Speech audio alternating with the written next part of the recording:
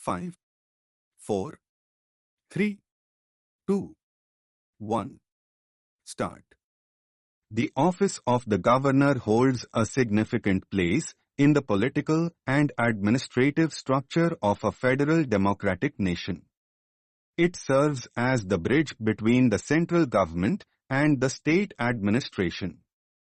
Though the governor is considered the constitutional head of the state, the role and responsibilities of this office extend beyond mere ceremonial functions. The governor plays a crucial part in maintaining the democratic fabric of the state while ensuring that the provisions of the Constitution are upheld and respected at all times. The governor is appointed by the head of the nation, based on the advice of the central executive authority. This means that the position is not filled through direct elections, but by selection, highlighting the importance of trust, experience, and alignment with national interests. The term of office is generally fixed, but the governor serves at the pleasure of the head of the nation, which implies that the term can be shortened or extended depending on the circumstances. As the constitutional head of the state, the governor performs a wide range of duties. These duties can be broadly divided into executive, legislative, and judicial functions, along with certain discretionary powers. In the executive domain, the governor is responsible for ensuring that the administration of the state is carried out in accordance with the Constitution. All executive actions of the state government are taken in the name of the governor. The governor appoints the chief minister, who is usually the leader of the majority party in the legislative assembly. On the advice of the chief minister, the governor also appoints other ministers. The governor ensures that the Council of Ministers remains responsible to the state legislative assembly. In the legislative sphere, the governor has the power to summon, prorogue, and dissolve the state legislative assembly.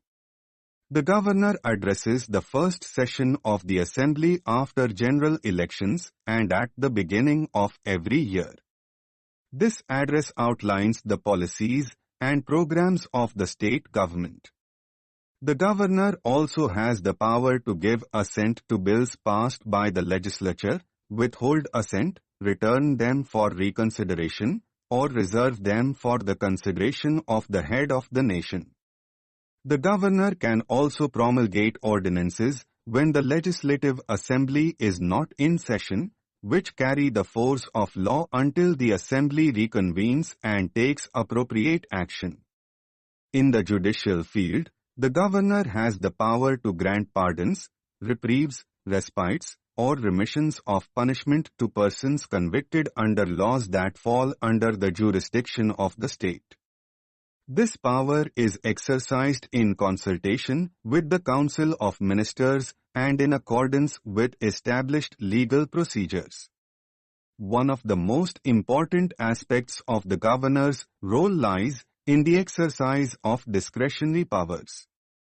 Though most of the functions are carried out on the advice of the Council of Ministers, there are certain situations where the governor may act independently.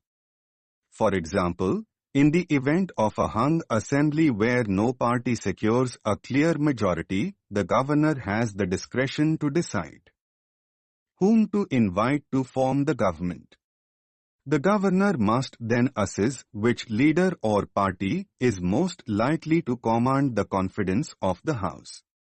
Similarly, if there is a breakdown of constitutional machinery in the state, the governor can report the matter to the central government and recommend the imposition of direct rule by the center.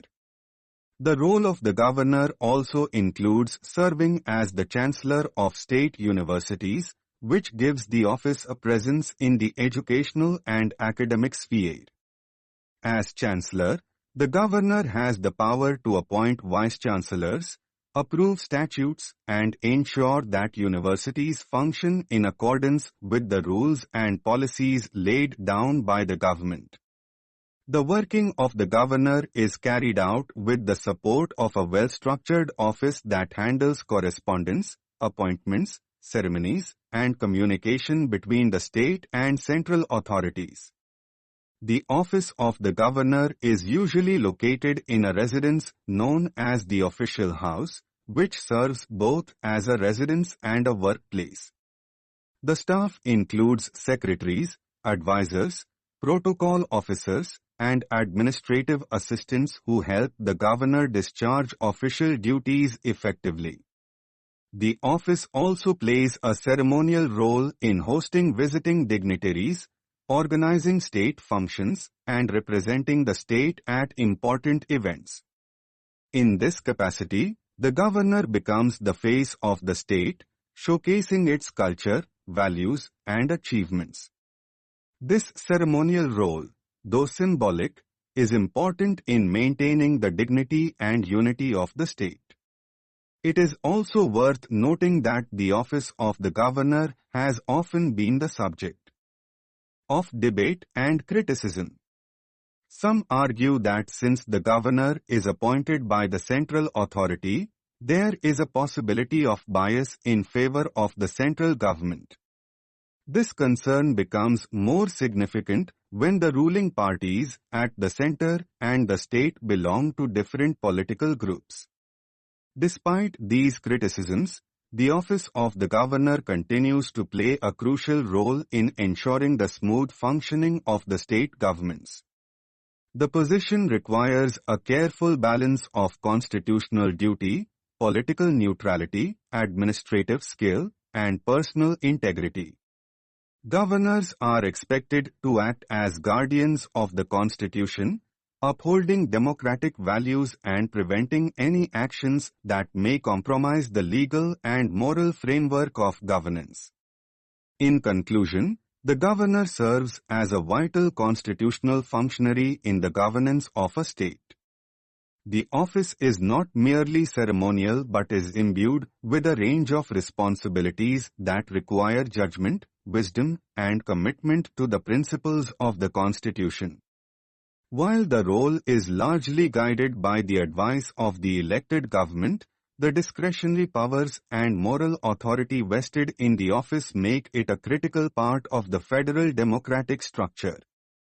As the link between the state and the center, the governor ensures the unity and integrity of the nation while safeguarding the autonomy and diversity of the states. The working of the governor and the efficient functioning of the office are therefore indispensable to the health and stability of a democratic society. Stop.